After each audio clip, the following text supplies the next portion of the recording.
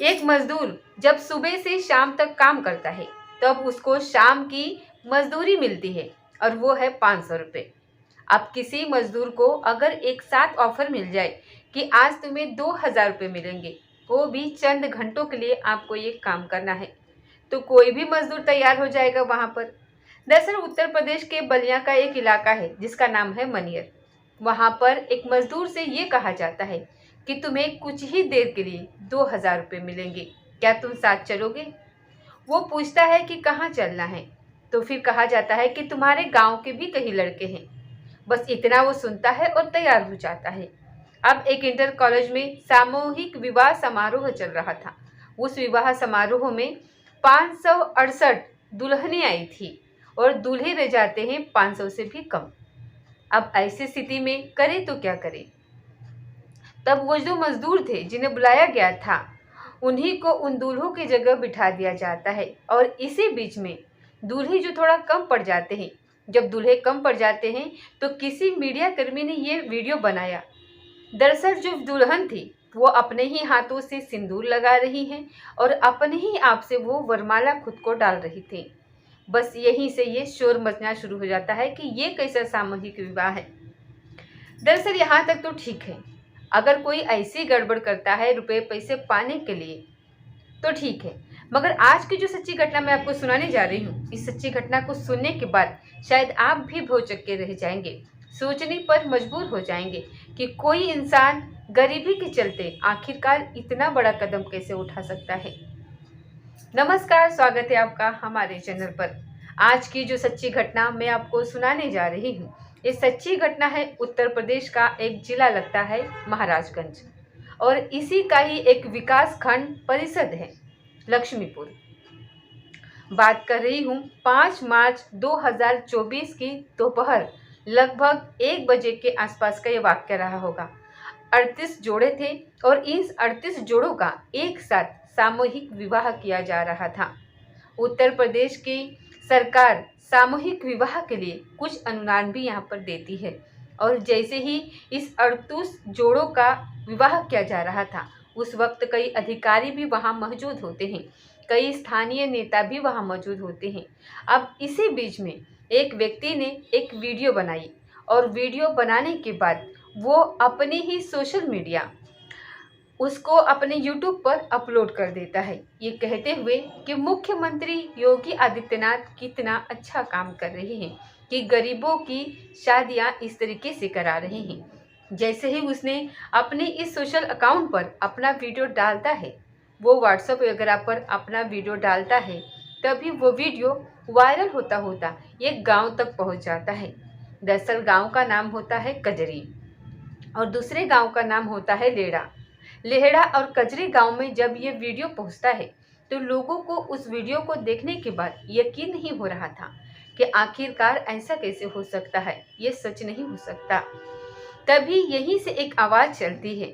5 मार्च 2024 की वो तारीख होती है जिस दिन शादी होती है, और धीरे धीरे बात कर चलते चलते एक गांव से दूसरे, दूसरे से तीसरे, इस तरीके से ब्लॉक स्तर पर पहुंचती है, फिर तहसील पर पहुंचती है, और उसके बाद जिले तक, फिर डीएम तक बात पहुंच जाती है, और डीएम से होते होते फिर पूरे प्रदेश में ये फैल जाती है।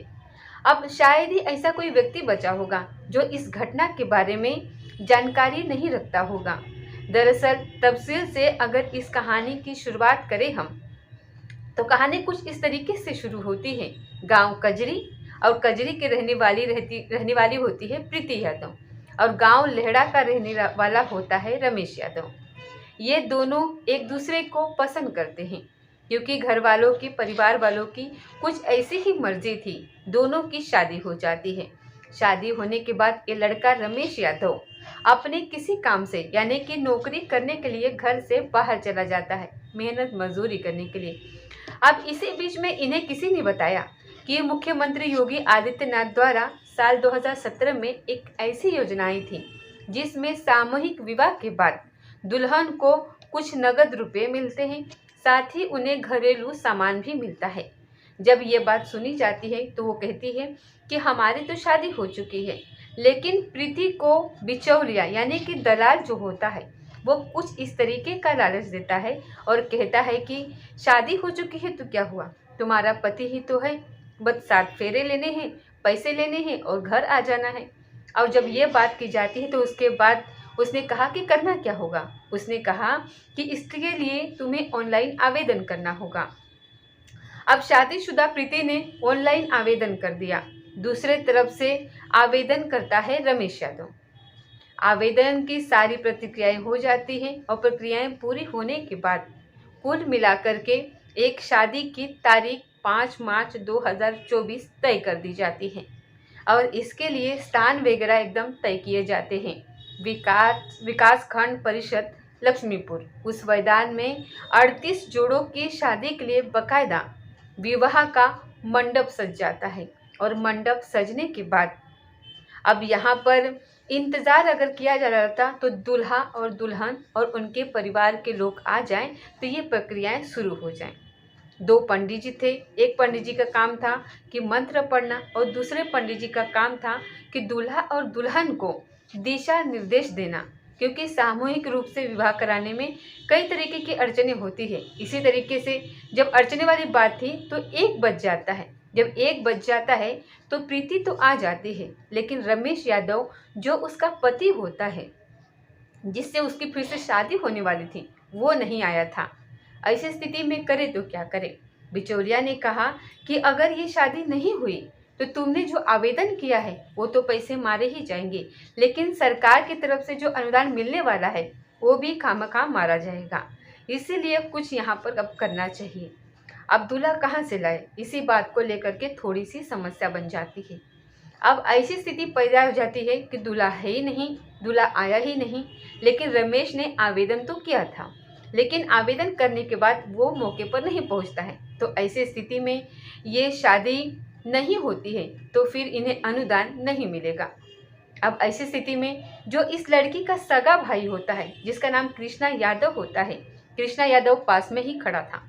तभी उस बिचौलियों की नज़र पड़ती है कि भाई कृष्णा यार, थोड़ी देर की ही तो बात है, ये दूल्हे के कपड़े हैं, तुम्हें पहने और पहनने के बाद चुपचाप बैठे रहना है, कुछ करना नहीं है, कुछ बोलना नहीं है और ना ही कुछ बात होनी है। बस 1-2 घंटे की बात है और 1-2 घंटे के बाद आराम से तुम यहाँ से चले जाना। कुछ इसी तरीके से बिचौलिया ने उसे कुछ इस तरीके का प्रलोभन दिया। प्रलोभन देने के बाद यहाँ से वो जो दूल्हे के कपड़े होते हैं, कपड़े वो पहन लेता है, सरह बांध लेता है सर पर और टोपी पहन लेता है और जो पगड़ी होती है उसको पहनने के बाद अपनी ही बहन के बगल में वो बैठ जाता है। अब जो यहाँ पर पंडित जी होते हैं, पंडित जी ने मंत्रों का उच्चारण करना शुरू कर दिया। दूसरे पंडित जी ने इशारा करना शुरू कर दिया कि अब आप माला डालिए, अब आप ऐसा करिए, अब आपको 7 फेरे लेने हैं, आपको खड़े होना है, आपको बैठना है। सारी प्रक्रियाएं चल रही थी। लगभग 2 घंटे के आसपास का वक्त हो जाता है। एक व्यक्ति खड़ा हुआ अब यहाँ पर लगातार वीडियो बना रहा था, क्योंकि आजकल का जो ज़माना है वो सोशल मीडिया का ज़माना है।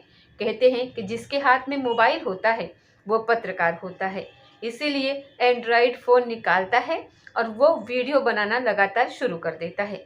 वीडियो बनाकर वो अपने सोशल मीडिया के अलग अलग जो हैंडल होते हैं, चाहे इंस्टाग्राम हो, चाहे वो फेसबुक हो, चाहे वो यूट्यूब हो, सब पर वो अपलोड कर देता है और तारीफ करते हुए कि देखो मुख्यमंत्री योगी आदित्यनाथ गरीबों के लिए किस तरीके की योजना लेकर के आए हैं। अब यह वीडियो बन जाता है। वीडियो बन के इस गांव यानी कि कजरी जब पहुंच जाता है और साथ ही लेहड़ा गांव पहुंच जाता है, लेहड़ा गांव वाले देखते हैं, कजरी वाले भी देखते हैं कि अरे ये तो प्रीति और कृष्णा है, दोनों सगे भाई हैं, ये आपस में कैसे शादी कर सकते हैं, दुल्हा दुल्हन ये कैसे बने हुए हैं। अब तमाम तरीके के यहाँ सवाल खड़े हो जाते हैं। जब ये बात अधिकारियों तक पहुँचती है तो अधिकारियों के भी कान खड़े हो जाते हैं कि आखिरकार 38 जोड़ों की शादी यहाँ पर तय हुई थी, वो भी एकदम साफ सुथरी तैयारी हुई थी, लेकिन यहाँ गड़बड़ कैसे हो गई। अब जांच पड़ताल करना यहाँ पर शुरू हो जाती है इस वीडियो के आधार पर। और जब जांच पड़ताल शुरू होती है तो आखिरकार जो ग्राम पंचायत अधिकारी होते हैं चंदन पांडे, वो सीधे पहुंच जाते हैं थाना होता है पुरंदरपुर। और पुरंदरपुर थाने में जाने के बाद एसएचओ के सामने जाकर के कहते हैं कि साहब मैं ग्राम पंचायत अधिकारी हूं और एक एप्लीकेशन लेकर के आई हूं, इसमें एफआईआर दर्ज कर दीजिए। फिर एफआईआर दर्ज होती है, मुकदमा अपराध संख्या 0060/2024 की आईपीसी की धारा 419, 420 के तहत मुकदमा दर्ज कर लिया जाता है। और मुकदमे की जानकारी जब सोशल मीडिया अखबारों के माध्यम से लोगों को ये पता चलता है कि भाई और बहन ने एक सामूहिक विवाह योजना के तहत जो शादी की है, वो लोगों को बड़ा आश्चर्य हो रहा है कि आखिरकार ऐसा कैसे हो सकता है। तभी लोगों को कुछ महीनों पहले एक घटना याद आ जाती है। ये घटना होती है उत्तर प्रदेश के बलिया जिले की 25 जनवरी 2024 का ये वाक़या था। 568 दुल्हन मंडप में आनी होती है और वो मंडप में आ जाती है, लेकिन दूल्हे नहीं आते हैं। इससे ये पता चलता है कि लगभग 90% इसमें भी फर्जीवाड़ा ही हुआ था। अब दूल्हे यहाँ पर मिल नहीं रहे थे, तो किसी ने आवाज़ लगाई गांव में कि भाई मजदूरों से कहा कि तुम्हें एक दिन के 500 रुपये मिलते हैं और हम आपको कुछ ही घंटे के 2 से 3 हज़ार रुपये दे देंगे। अगर 2-3 हज़ार रुपये लेने हैं तो कोई दिक्कत नहीं, हमारे साथ चलिए। अब जैसे ही ये बात चलने लगती है, तुरंत ही वहाँ पर कई लड़के गांव के पहुँच जाते हैं उस सामूहिक विवाह समारोह में और जाकर के दूल्हे बन कर के बैठ जाते हैं। बस इंतज़ार कर रहे थे कि किस तरीके से शादी की रस्में पूरी हो। एक तरीके से तो जैसे किसी फिल्म में एक्टिंग कर रहे हैं या फिर कोई नाटक कर रहे हैं, कुछ इस तरीके की उसके मन में जिज्ञासा रही होगी, भूमिका रही होगी, और जा कर के वहाँ मंडप में बैठ जाते हैं, शादी हो जाती है। लेकिन कोई व्यक्ति इस बीच का वीडियो बना लेता है। वीडियो कुछ इस तरीके का होता है कि दुल्हन अपने हाथ से ही वो सिंदूर लगा रही है मांग में और अपने ही हाथ से वो वरमाला डाल रही है। जबकि शादी हो रही है तो दूल्हा ही तो वरमाला डालेगा, दूल्हा ही तो उनके मांग में सिंदूर भरेगा।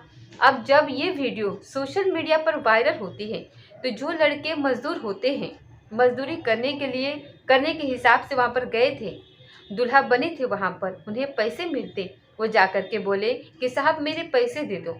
फिर उन्होंने कहा कि तुम्हारा दिमाग खराब हो गया है, एक तरफ तो हमारी जान आफत में आ गई है, सोशल मीडिया पे वीडियो वायरल हो गई है, हम तुम्हें पैसे दें या फिर अपनी जान बचाएं। आखिरकार उस वाले मामले में भी कई लोगों के खिलाफ एफआईआर दर्ज होती है और ये भाई और बहन के मामले में भी 2 अधिकारियों के खिलाफ कड़ी कार्रवाई होती है। मामला जब उत्तर प्रदेश के मुख्यमंत्री योगी आदित्यनाथ तक पहुंचता है तब उन्हें वाकई में दुख होता है कि हमने किस तरीके की योजना निकाली थी और किस तरीके के लोग यहाँ पर काम कर रहे हैं। दरअसल मुख्यमंत्री ने तो कुछ सोच करके निकाला था कि गरीबों का उद्धार होगा, लेकिन इस तरीके से गरीबों का उद्धार हो रहा है। आप इस बात से सहज अंदाजा लगा सकते हैं कि किस तरीके की गरीबी है कि एक भाई और एक बहन थोड़े से रुपए लेने के लिए, यानी कि इसमें मिलते हैं 51,000 रुपये, 35,000 रुपये की जो नकद रकम होती है वो उनके खाते में जाती है। बाकी रकम से अब बिछिया हो या फिर जो पायल वगैरह हो या फिर उनके गहने हो, इस तरीके के गहने जो घरेलू सामान हो या फिर दूल्हा दुल्हन के कपड़े हो, ये बाकी पैसों से खरीदा जाता है। बाकी 35,000 रुपये की रकम दुल्हन के खाते में पहुंच जाती है। अब गरीब आदमी उन पैसों को लेने के लिए तैयार हो जाता है। एक कहानी मैंने पहले भी सुनी थी इस तरीके से कि सगे ही परिवार के लोग होते हैं और उन्होंने आपस में एक दूसरे से शादी कर ली थी और वो हमेशा हमेशा के लिए दूल्हा दुल्हन बन जाते हैं।